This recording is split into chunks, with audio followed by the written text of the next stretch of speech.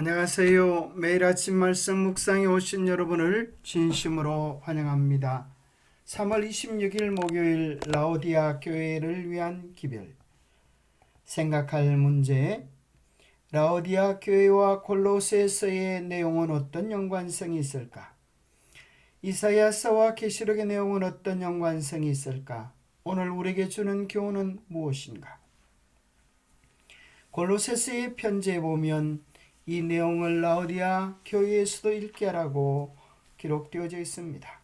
그것은 골로새서의 기별의 내용이 라오디아 교회에도 필요하다고 생각한 것이 아닐까요?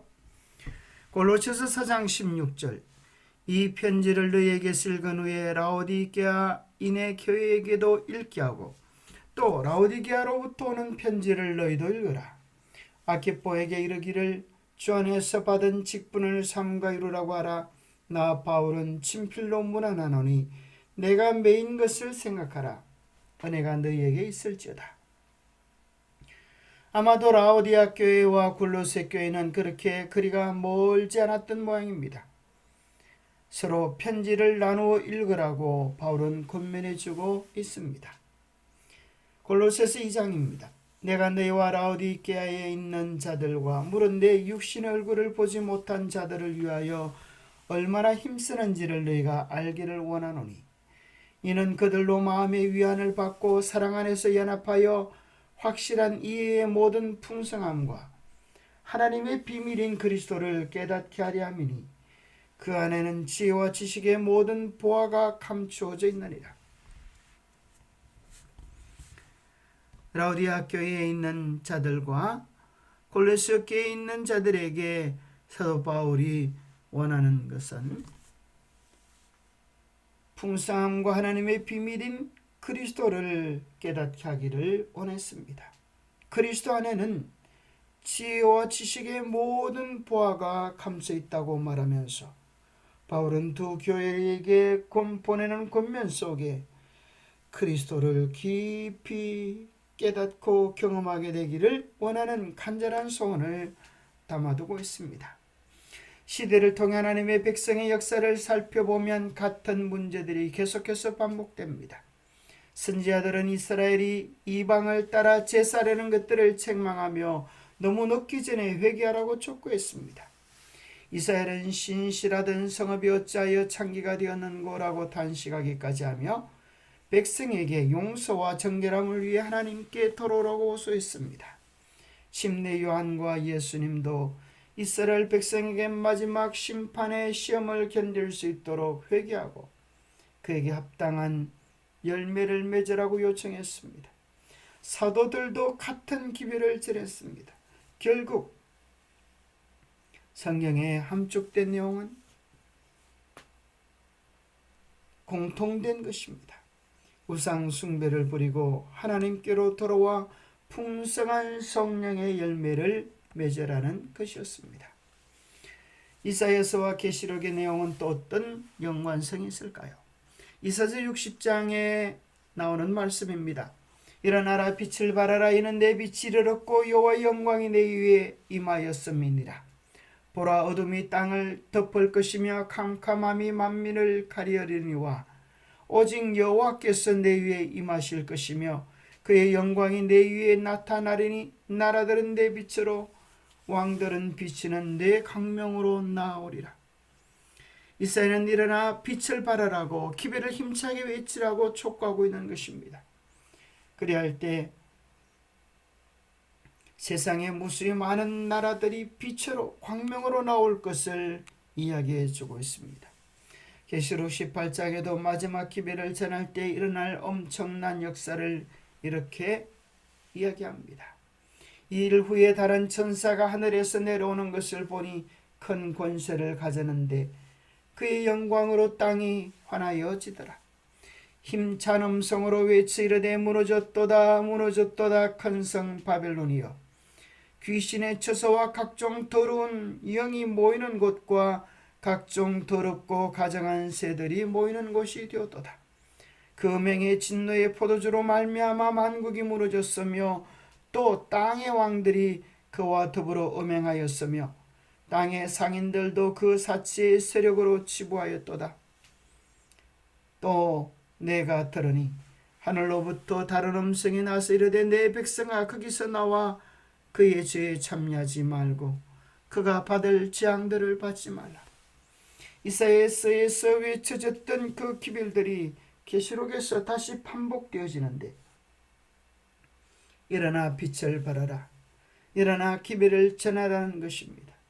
바벨론 가운데 하나님의 백성들이 있으니 바벨론이 무너지기 전에 재앙을 받지 말도록 그 가운데서 나오라고 호소하고 있는 것입니다. 이사야서 62장과 계시록 19장에는 또 이러한 공통점이 있습니다. 너는 또 여호와의 손에 아름다운 면류관 내 하나님의 손의 왕관이 될 것이라.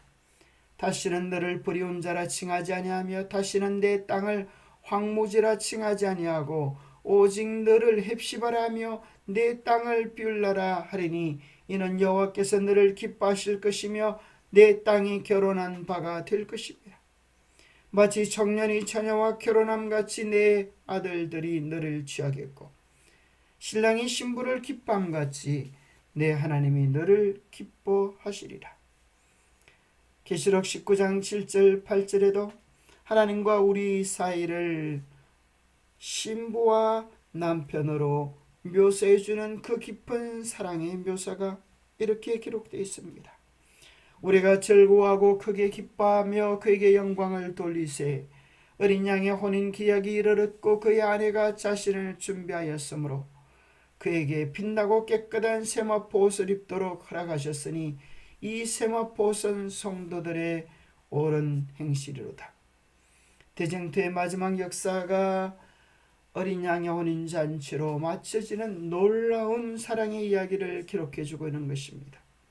이사야서에서 주님께서 우리와 맺으신 그 사랑의 언약의 완성을 우리는 계시록 19장 7절 8절에서 어린 양의 혼인잔치 가운데서 다시 만나게 됩니다. 성경 전부의 역사의 이야기는 죄로 말미암아 나누어졌던 하늘과 땅이 하나 되는 이야기입니다. 그리스도로 인해 하나 되는 역사입니다. 갈바리에서 하늘의 존재들 사이에 남아있던 사탄에 대한 어떤 동정도 모두 거두어졌습니다. 칼바리에서 그리스도께서 우리의 죄값을 지불하심으로 하늘과 땅이 하나 될 수 있는 새 길이 열리게 된 것입니다. 하늘 성소에서 행하시는 그리스도의 심판을 통해 모든 선한 일에 너희를 온전하게 하사 자기 뜻을 행하게 하심으로 하나님 백성이 하늘에 합당한 자가 준비되게 될 것입니다. 천년기의 심판과 천년기 후의 최후 심판을 통하여 남아있던 모든 의문은 영원히 해결되고 회개하지 않은 죄인과 죄는 영원한 불못에 멸망되며 땅도 불로서 정결하게 될 것입니다. 죄가 완전히 끝날 때 하늘과 땅은 마침내 온전히 하나가 되었소. 우리가 하나님과 더불어 영원히 교제하며 사랑과 행복을 영원토록 누리게 될 것입니다. 이 얼마나 놀랍고 복스러운 기별입니까? 예수 그리스도의 보혈로 인하여 하늘과 땅이 하나 되게 된 것입니다. 이 풍성한 축복과 영광을 우리 모두가 누리게 되기를 축복합니다. 회개를 촉구하심. 그 주께서는 잘못하는 자들에게 회개하도록 촉구하신다. 마음을 겸비하게 하고 죄를 고백하는 자들은 용서받을 것이다. 그들의 죄는 용서될 것이다.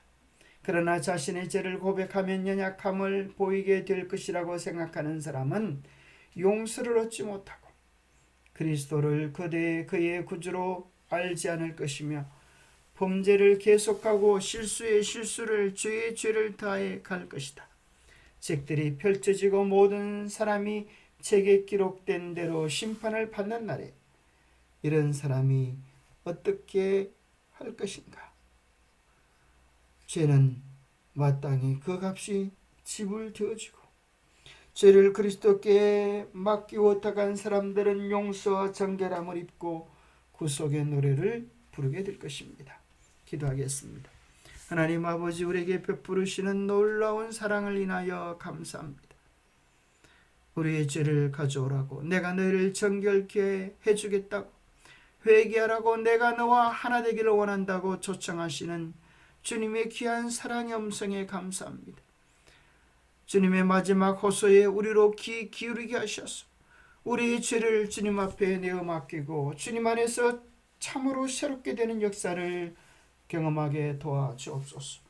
그리하여 어린 양의 혼인잔치의 그 영광스러움에 우리도 참여할 수 있도록 축복해 주시옵기를 우리 주 예수 그리스도 이름 머지하여 간절히 간구하옵나이다. 하나님의 약속은 반드시 이루어질 것입니다. 봄이 오는 것이 당연한 것처럼 우리 주님의 계절이 반드시 오게 될 것입니다. 그날을 기다리며 준비하는 우리 모두가 되시기를 축복합니다. 감사합니다.